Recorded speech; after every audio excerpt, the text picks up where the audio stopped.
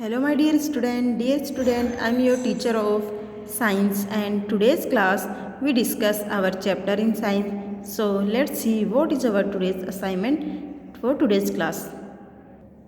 Dear student, अब तक हमने हमारा 6 chapter keeping the earth clean ये चैप्टर हमने स्टडी किया था। लास्ट की जो हमारी क्लास थी उस क्लास में हमने इस चैप्टर को कम्प्लीटली स्टडी कर चुके थे और उसका कुछ वर्क भी हमने किया था। तो एक बार वापस से रिवाइज करते हैं चैप्टर में हमने क्या पढ़ा था।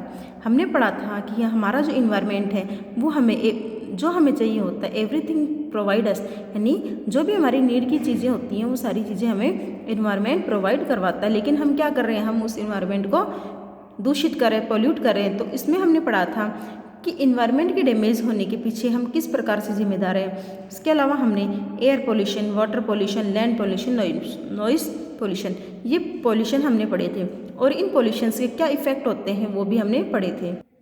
इन नॉइस के क्या इन पोल्यूशंस के क्या इफ़ेक्ट होते हैं वो हमने अच्छे से स्टडी किया था।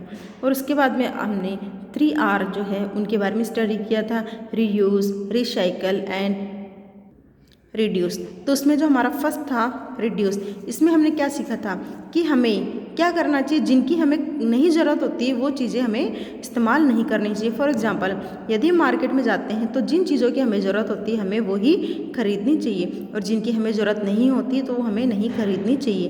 तो ये होता है रिड्यूस, यानी जिनकी ज़रूरत नहीं है उनको हमें नहीं खरीदना चाहिए। और रीयूज़ में हमने क्या पढ़ा था, जिन चीज़ों को हम इस्तेमाल कर चुके हैं यदि एक बार उनका वापस इस्तेमाल हो सकता है तो हम वापस इनका इस्तेमाल कर सकते हैं। तो इस प्रकार हम रीयूज़ करके जो वेस्ट है उसको कम कर सकते हैं। रिसाइकल में हमने पढ़ा था जो थिंग्स हम यूज़ कर चुके हैं उनको हम वापस से रिसाइकल करके वापस से यूजेबल कैसे बना सकते हैं। तो ये 3R हमने अच्छे से स्टडी कर चुके थे। तो इन 3R के साथ में हमने इस चैप्टर को टोटली स्टडी कर लिया था। आज इस चैप्टर के कर रहे हैं हम work assignment. So let's see what is today's work. अब तक हमने टिक द करेक्ट ऑप्शन, ये चैप्टर हमारा जो है इसमें टिक द करेक्ट ऑप्शन हमारे कंप्लीट हो चुके थे। आज करेंगे हम फिल इन दी ब्लैंक्स। तो फिल इन दी ब्लैंक्स देखिए मैंने पहले से फिल करके रखे हैं ताकि हमारे जो क्वेश्चन आंसर का टाइम सेव हो सके। तो फर्स्ट है फिल इन दी ब्लैंक्स। देखिए फर्स्ट, आवर देश give us everything we need, हमें सब कुछ देता है जिनकी हमें ज़रूरत होती है। तो कौन देता है बच्चों, हमारा जो इन्वायरमेंट है वो हमें सब कुछ देता है जिनकी हमें ज़रूरत होती है। देखिए इन्वायरमेंट की स्पेलिंग ENVIRONMENT, इन्वायरमेंट, ये हमें वो सब कुछ देता है जिसकी हमें ज़रूरत होती है। Second, dash keep the earth cool and also bring rain, यह अर्थ को कूल रखता है और साथ में बारिश को भी लेके आता है। तो कौन लेके आता है बच्चों, आपका जो फॉरेस्ट जो है, जंगल जो है जहाँ पेड़ पौधे पाए जाते हैं, ये क्या करते हैं, ये अर्थ को कूल भी रखते हैं, ठंडा भी रखते हैं, उसके अलावा बारिश को लाने में इनका बड़ा योगदान होता है। आगे है थर्ड, देखिए factories and bursting crackers also give out dash, factories से जो धुआं निकलता है उसके अलावा पटाखे छोड़ने के बाद में जो धुआं निकलता है वो हमें क्या देता है, वो हमें स्मोक देता है। स्मोक की स्पेलिंग देखिए SMOK, स्मोक। नेक्स्ट है dash of trees hold the soil together, पेड़ों की ऐसी कौन सी वस्तुएं होती हैं जो सॉइल को बांध के रखती है। तो हमारा क्या है, रूट। जो हमने सॉइल इरोशन चैप्टर पढ़ा था इसमें भी हमने पढ़ा था कि रूट जो होती है वो सॉइल को टुगेदर उसको अच्छे से होल्ड करके रखती है। आगे air pollution can cause dash and dash disease, air pollution से कौन सी बीमारियां होती हैं। तो हमने चैप्टर में पढ़ा था एयर पोल्यूशन से अस्थमा और लंग कैंसर, अस्थमा होता है लंबे समय तक खांसी, और लंग कैंसर ये ऐसी बड़ी बीमारियां होने की पॉसिबिलिटीज़ होती हैं। आगे नेम दी फॉलोइंग, अब हम करेंगे नेम दी फॉलोइंग। तो फर्स्ट है this keep the earth cool and also bring rain, यह हमारी अर्थ को कूल रखता है और उसके अलावा बारिश लाने का काम भी करता है। तो क्या करते हैं, फॉरेस्ट, जो हमने अभी किया था। नेक्स्ट है this harmful substance cause pollution, in harmful substance से पोल्यूशन होता है। तो क्या कहा जाता है, उनको कहा जाता है पोल्यूटेंट्स। आगे this is formed after mixing fog and smoke in winter, और यह बनती है, कब बनती है, जब सर्दियों के अंदर फॉग और स्मोक मिलने के बाद में बनता है। तो क्या बनता है, एयर का मिक्सचर होता है, एयर में फॉग और स्मोक मिलके फॉर्मेशन करते हैं, कहाँ, विंटर्स में। आगे this waste does not mix with soil, यह वेस्ट सॉइल में मिक्सअप नहीं होता है। तो क्या नहीं होता बच्चों, जो नॉन बायोडिग्रेडेबल वेस्ट होता है वो कभी भी सॉइल में मिक्सअप नहीं होता है।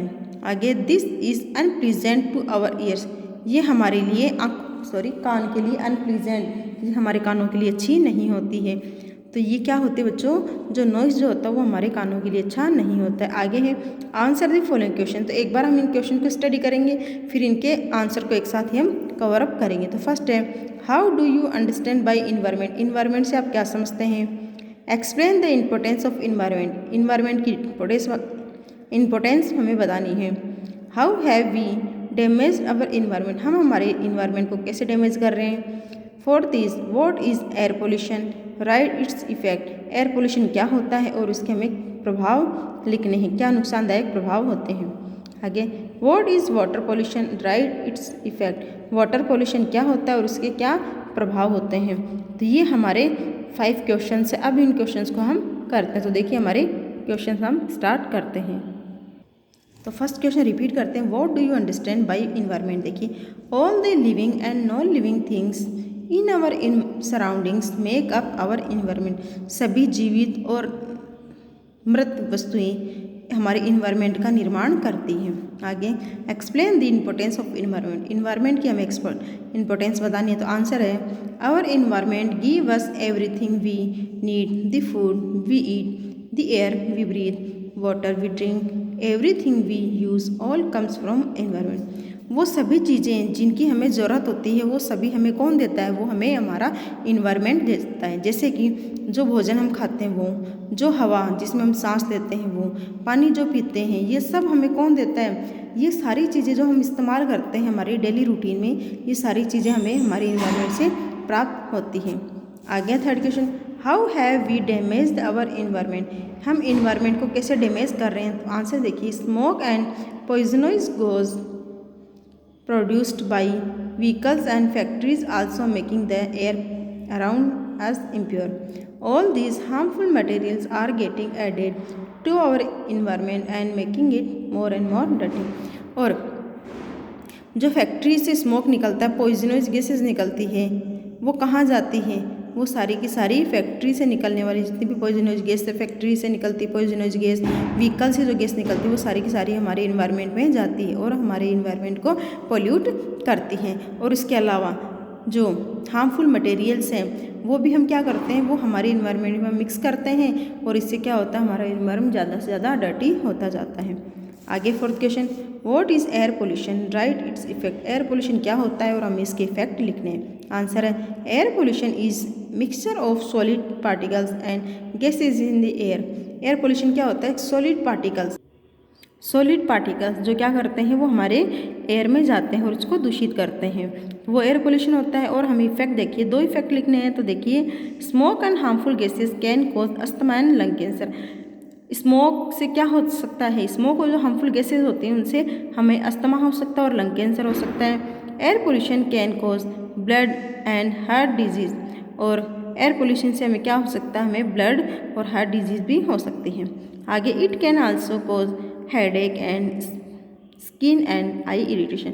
और एयर पोल्यूशन से हमें हेडेक हो सकता है, लंबे समय तक सर दर्द रहता है, और उसके अलावा हमारी आँखों और हमारी जो स्किन है उस पर भी जलन होती है।